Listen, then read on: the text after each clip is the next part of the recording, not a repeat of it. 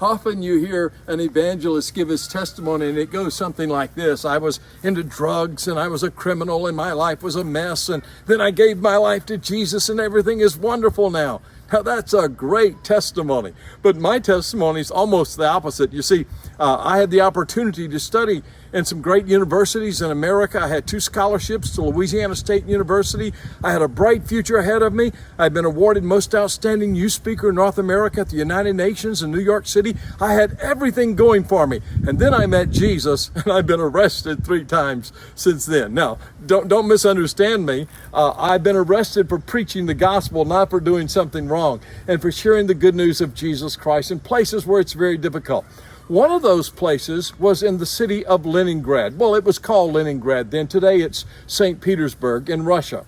And I went there and met some students at the university in Leningrad in the linguistics department.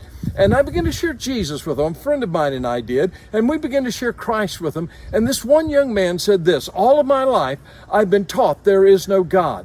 I've never believed in God until 2 weeks ago. And I looked up in the heavens and I thought, this is too much order in the universe. There must be a creator. And I prayed and I said, God, if you exist, would you reveal yourself to me? And he said, I believe God has answered my prayer by sending you here. And we shared Jesus with that young man, and he gave his heart to Christ, and he wanted us to tell his friends about Jesus. And so we went and we began to talk to his friends and tell them what Christ could do for them. And then these men came up and they grabbed us and they took us to an office. And for the next 8 hours, we were interrogated. We were threatened with imprisonment. And I'll never forget, they said, you have to write out a confession of your crime. And I said, what crime did we commit? They said, you smuggled drugs. We said, we don't do drugs. We don't believe in drugs, doing drugs and that kind of thing. They said, no, religion is the opiate of the people. And so you brought religion to the people, so you brought a drug to the people.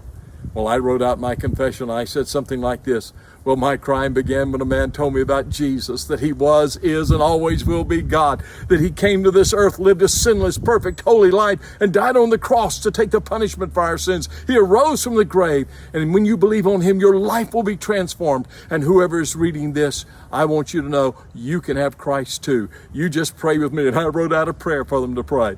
Needless to say, it didn't go over very big. But I tell you what, I never dreamed in all of my wildest imaginations when I became a Christian that there would be people who would oppose me in such a way that just for telling people about God's love, that they would want to throw me in prison. But I want you to know something. Peter wrote, and he said, don't be surprised at the fiery trial, the fiery ordeal that comes upon you. That's a part of suffering. I look around today and people are complaining about, well, this group doesn't like us, this group doesn't like us, we're banned from this, we're banned from that. Don't be surprised.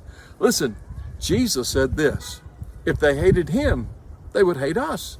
If you love him and they hate him, they will hate you too. So what's our response to be? To pray for them, to love them.